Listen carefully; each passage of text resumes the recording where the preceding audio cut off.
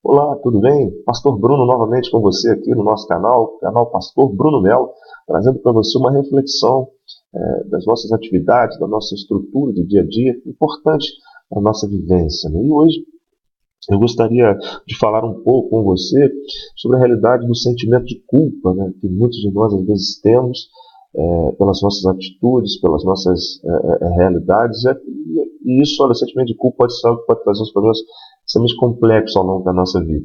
Para isso eu tenho para você hoje uma historinha. Isso é a história de um jovem, um rapaz que não ia muito bem na escola, ele ia de mal a pior na escola. E aí as suas notas, né, o seu comportamento eram verdadeiras decepções, ou decepção. Então o seu pai, né, um homem bem sucedido, disse para ele o seguinte: meu filho, quero te fazer uma proposta. O dia que você passar no vestibular para medicina, eu vou dar o carro que você quiser, né? E isso precisa estar exatamente em consonância com a sua vontade, se você quiser. Não pelo carro, mas exatamente pela oportunidade de você mudar a sua estrutura de vida, né? Existe possibilidade de mudar de vida, eu acho que você tem capacidade para isso. Após aquela conversa, diz a história que o menino mudou, para dar água para o vinho. Começou a se esforçar, a estudar, e foi trabalhando, conseguiu se formar no seu ensino médio, passando no vestibular com uma das maiores notas para medicina. Quando o resultado chegou, o pai montou então uma reunião em família, chamou todos os amigos, familiares, fizeram uma recepção, o jovem já bem arrumado, né, bem apessoado, esperando exatamente o pai lhe dar ali a chave do seu carro. O pai chega e depois de um breve discurso traz uma caixa, um lindo presente, e aquele jovem já pega, já começa a rasgar aquelas folhas, vou pegar o meu carro, e quando abre ele encontra ali uma Bíblia, né? E ele olha para aquela Bíblia e olha para o pai com ar de decepção, agradece, tá, obrigado. Já percebeu-se ali a sua decepção, né? O seu desprezo por aquela característica. Ele pega a Bíblia, coloca a Bíblia numa estante da casa dos pais e aí sai da sala e vai para o quarto. A festa então termina e aquele jovem toma uma atitude na vida dele. Ele fala: não, eu vou sair de casa, agora então, já que meu pai não quer me dar o meu carro, como ele prometeu, eu vou sair pela vida fora, vou cuidar de mim, vou me esforçar, vou ser o melhor, vou tomar uma atitude mesmo de arrumar um bom emprego. E aí ele foi morar no campus, na universidade, né, e viveu lá pelo período em que estava estudando, se formou, né, conseguiu um bom emprego, e aí, mas fato é que se afastou dos seus pais, né, não mais procurou relacionamento com seus pais. Até que um dia, depois de muito tentar, ele já é um bem-sucedido médico, recebe uma carta, né, de sua mãe, dizendo que seu pai estava muito doente e queria conversar com ele. Aquele jovem então pensa algumas vezes se vai ou não, e ele diz: não, nunca precisei dele, né? Agora meu pai vai conversar comigo. Pega o avião, voa para a cidade onde o pai residia, chegando lá não teve tempo, seu pai faleceu. E durante o sepultamento, aquele jovem sisudo, de cara fechada, né? Acabou aquela estrutura de cerimônia, e ele então, com sua família, dorme na casa da mãe. E durante a noite a mãe chama o jovem, ele estava vendo a televisão, a mãe chama o jovem e pega aquela Bíblia que estava na estante. Ela disse: filho, você nunca parou para ler a palavra de Deus que seu pai te deu, mas eu quero que você receba essa Bíblia, né, para se lembrar do que seu pai fez por você. Aquele jovem então pega aquela Bíblia e olha para: tá, mãe, obrigado. Começa então a assistir televisão, mas de repente começa a folhear a Bíblia. E aí ele encontra, né, dentro folheando a Bíblia, um envelope. Quando ele abre o envelope, ele tinha uma carta. E a carta era do pai dele, datada do dia da aprovação do vestibular, dizendo o grande orgulho que ele tinha do filho, né? Sabendo que o filho havia cumprido com todos os desafios e tinha plena convicção de que o filho se tornaria um excelente médico, construiria uma grande família. Dentro daquele envelope tinha também um cheque, o cheque em branco assinado. E na carta dizia: filho, este cheque está em branco, para que você compre o carro que melhor lhe convier. Claro que aquele jovem, entrando em remorso, desaba e começa a chorar e não se lembra mais do local onde ele estava, e ele desaba em lágrimas, né? E a moral da história: como é triste, né? A vida, as pessoas que não conseguem manifestar o perdão, ou pelo menos, né, levam a vida em cima de equívocos terríveis e sustentam, né, essa situação por toda a sua vida. nessa característica antes que seja tarde. É melhor que nós venhamos a perdoar do que persistir no mal, né? A gente não se torna somente responsável pelo que fazemos, mas pelo também o que deixamos de fazer. Quero ler para você um texto, né, da palavra do Senhor, e esse texto acredito que vai falar também ao seu coração, ainda dentro das escritas paulinas, né, livro de Atos dos Apóstolos, capítulo de número 3, versículo 19, diz assim: Arrependei-vos, pois, e convertei-vos, para que sejam apagados os vossos pecados, e venham, assim, os tempos do refrigério pela presença do Senhor. Que Deus se digne abençoar a leitura da sua palavra nos nossos corações, de forma contextual. Está dentro de uma característica em que Paulo, Pedro e João, Pedro e João estavam adentrando a porta formosa do templo, né?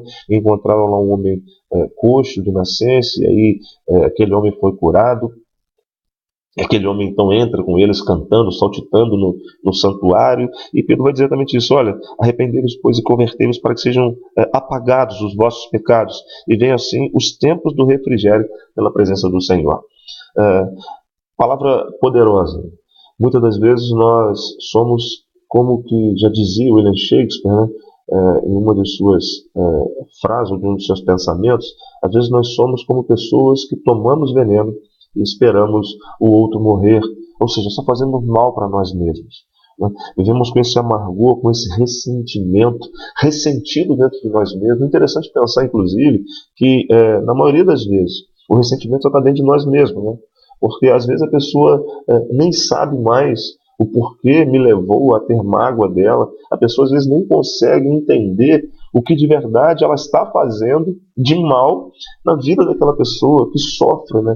O ressentimento, a amargura, a tristeza, e aquilo fica dentro da gente, corroendo a gente, a gente vai alimentando aquilo, parece que a gente não quer se ver livre disso.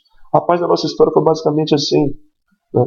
Quando ele percebeu que o pai havia lhe dado uma Bíblia, e o pai disse que aquilo era o melhor presente da vida dele, a exceção não era só pensar no carro, mas que a Bíblia continha ensinos, palavras que serviriam inclusive para a vida profissional dele, para a vida familiar dele, para a estrutura de relacionamento dele. Porque, queridos, olha, o que nós podemos admitir aqui, e isso é fato, né? Independente das pessoas crerem ou não na palavra de Deus, né? Assim, independente das pessoas criticarem ou não a palavra de Deus, independente das ideologias que possam surgir contra a palavra de Deus, se o povo brasileiro, o povo de todo mundo, vivesse pautado nos ensinos desta palavra, e aqui eu não vou dizer sobre questão sexual, eu estou falando sobre moral e ética. Se nós vivêssemos dentro da moral e da ética da palavra de Deus, seríamos uma sociedade melhor. Com certeza, nós seríamos mais honestos, nós seríamos mais justos, nós perdoaríamos, nós amaríamos. São os valores de Jesus Cristo. O valor cristão é exatamente amar ao outro, fazer o bem ao outro.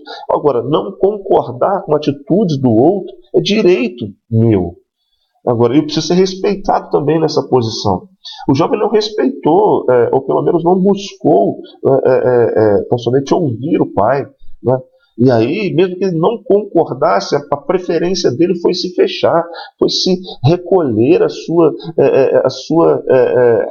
resistência a se manter ressentido. Olha, hoje as guerras religiosas, as guerras das pessoas estão atreladas a fatos de que as pessoas não respeitam o outro, querem impor as suas posições, as suas visões e não respeitam o pensamento do outro. Portanto, querido, o que eu venho dizer nessa noite, olha, arrependei-vos, pois, e convertei-vos. Arrependimento é exatamente sentir dentro de si que algo lhe magoou, que algo vem me magoando, e aí vem a consequência do converter, que é mudar de direção. Então, você está me magoando, está fazendo mal para mim, eu preciso mudar a minha direção. Aquele jovem, né, ao agir da forma que agiu, perdeu a oportunidade de conviver bem com seus pais, de talvez ter a oportunidade de viver um pouco mais com seu pai, não somente chorar na sepultura, mas chorar nos dias em que o pai estava triste, ou se alegrar no dia que o pai estava feliz. Perdeu oportunidades, e como nós perdemos oportunidades ao nos pautarmos em questões tão ínfimas, tão pequenas. questões que só machucam, que só ofendem, que só entristecem. Portanto, a gente precisa se arrepender disso. Sentir que isso está nos fazendo mal e não deve seguir na nossa vida como princípio valoroso de primeiro plano. Ele precisa ser colocado em segundo plano. E aí a gente passa para a segunda parte do versículo: convertei-vos, ou seja, mudar a nossa forma de visão, mudar a nossa forma de atitude, mudar a nossa prática. E o texto prossegue dizendo assim: para que sejam apagados os nossos pecados, ou seja, esquecidos essas transgressões, essas questões precisam ficar no esquecimento, precisam ser lançadas para trás, não podem ser revisitadas. Pessoas que estão revisitando momentos ruins da vida, momentos de amargor contra as pessoas, e vivem revisitando isso.